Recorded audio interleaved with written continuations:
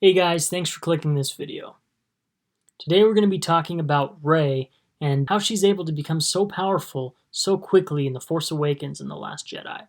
It's kind of a cool theory that I've been working on for a while, so I wanted to get it out and share it with the internet and see what you guys thought. Shall we punch it? Punch it! Punch it! Punch it! Punch it!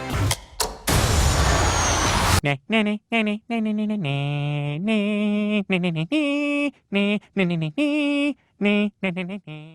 going to assume most of you are new to this channel because, well, this is the first Star Wars video on here. This is a new fandom channel and podcast where we'll be discussing movies, TV shows, video games, comics, and art. Beyond the Reel is composed of many members of the nerd community, including gamers, filmmakers, artists, collectors, and more. Each one of us brings our own expertise to the table. My expertise is in Star Wars, so there'll be a lot of Star Wars content on here.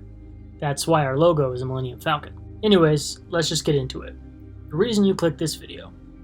Since December of 2015, happy and unhappy fans of The Force Awakens and The Last Jedi have been wondering why Rey was as powerful as she is in the movies.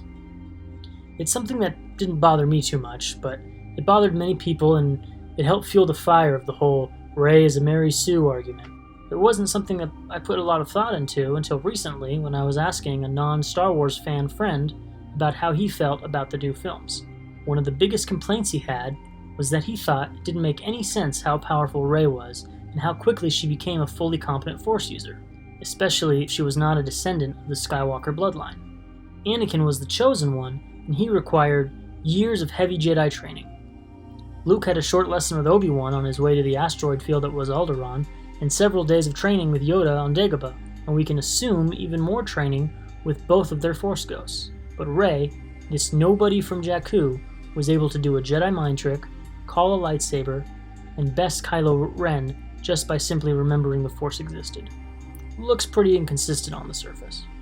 So I rebutted my friend's general grievance by explaining my take on the living Force by comparing to one of his favorite franchises, Avatar: The Last Airbender. So the theory boils down to this. There isn't just one chosen one. I know what you're thinking. That's stupid. It says right in the name, chosen one. But what if there was a chosen one per generation? What if, like in Avatar, the Force will always choose its hero to bring balance to the galaxy, and one is selected per generation? For those of you who've never seen Avatar: The Last Airbender, first of all, what the hell is wrong with you? Go check it out. It's like the single greatest animated series of all time. But for those of you that are lost, here's a quick crash course for how the Avatar cycle works. So basically, it's a form of reincarnation. The Avatar is the most powerful being in the universe because they are the only ones in a world full of magic element benders that can bend all four elements. Since the dawn of the first Avatar, a new Avatar has been born at the death of the previous one. They are reincarnated spirits of the past avatars. This allows them to draw wisdom from all their past lives as different people. Sound familiar? We've passed on all we know. 1,000 generations live in you now. So how does all this tie into Star Wars? Well, let's take a look at the evidence, starting with the first Star Wars Avatar, or Chosen One, Anakin Skywalker. The way I see it, the Force decides to bring forth the Chosen One at the height of imbalance, when evil is to wash over the galaxy. So let's look at the state of the galaxy during the time of Anakin's birth, about 9 years prior to the Phantom Menace. All seems right within the Republic, except for the, Phantom Menace lurking in the shadows, starting out his ingenious plan, getting Sifo-Dyas to order a clone army, training a Sith apprentice, and beginning to dig his claws into the Republic Senate. And probably doing this all after killing his master recently. Now I know many of you are thinking about that great scene in Revenge of the Sith where Palpatine alludes to the fact that he created Anakin by manipulating midichlorians. He could use the Force to influence the midichlorians to create life. And that could still be true. Think about how awesomely poetic that would be. If the Force chooses a chosen one every generation, and it chooses an infant born from the darkness of the Sith, that's awesome. And it obviously backfires. Ironic. There's an important element to this theory that we need to address, and that is the concept of awakening. how the Force awakens in the Chosen One just when evil begins to peak. When Anakin was born, he lived 9 years as a slave on Tatooine, only using his Force ability to get the upper hand as a pod racer. It wasn't until the Force stumped Qui-Gon and Obi-Wan at his front yard that his abilities were discovered by the Jedi Council. This discovery happens to align perfectly with Palpatine starting his war and taking his place as Chancellor of the Republic. Again, evil rises and the Force awakens within Anakin. The Force is attempting balance. Well, as we all know, balance didn't really work out, did it? You were the Chosen One! It was said that you would destroy the Sith, not join them! Bring balance to the Force, not leave it in darkness! So what happens to Anakin? Well, according to Obi-Wan, he dies. From a certain point of view. A certain point of view? And what happens not even a day later? The next Avatar/Chosen One is born. The Force says, let's try this again. Chosen One is born at the same time the Empire is. Evil peaks, and the Force chooses its champion. And then the Empire does some evil stuff for 19 years, as Luke dinks around on Tatooine playing with his Kenner vehicle pack that he got for Life Day and complains about power converters. Until the Empire does something completely crazy and blows up an entire peaceful planet. Boy, that really lines up with the time Luke starts his training in the Force with Obi-Wan. And thus we see it again.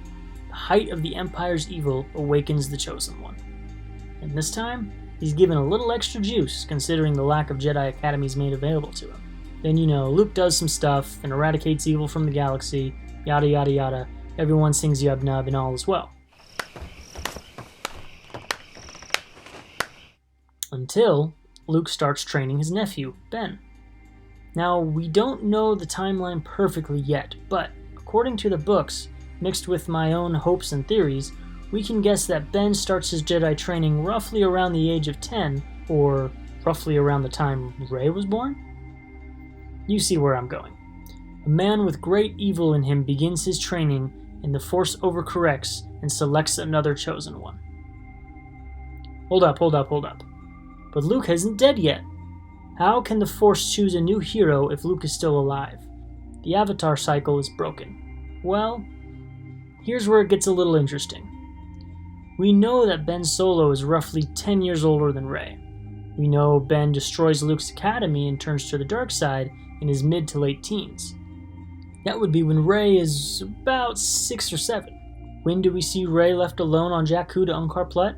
To me, she looks about 6 or 7. And what happens after Luke fails Ben Solo? He's off to Ahch-To and he cuts himself off from the Force. According to the Force, he dies. He is no longer the Chosen One. The Force must readjust. But it's not going to wait another 19 years to raise a newborn on a desert planet. Instead, the Force chooses a slightly older hero to take on the mantle of the Chosen One. A young girl in distress after being left on a desert planet with more significance than we know. Then, what happens next? Well, the First Order rises to power, and Rey is discovered on Jakku and swept away on an adventure. But she still hasn't shown any signs of using the Force. The Force is not awakened in her quite yet. In the past generations, the Force is awakened within the Chosen One by another Force user. Qui-Gon, then Obi-Wan.